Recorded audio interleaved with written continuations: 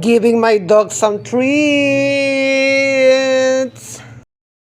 The owner of the house, Nika, sit. Sit, sit, sit. The second owner of the house, Pyarliang, sit. The third owner of the house, Olga. Oh, she's so behaved. And then here's sit. Yeah, no. Sit lang. Okay, good girl. And then where is the little one? The new member of the club. There you go. That's the new member of the club, Ben. Go ahead. And Chucha is not going to get any because she doesn't have teeth.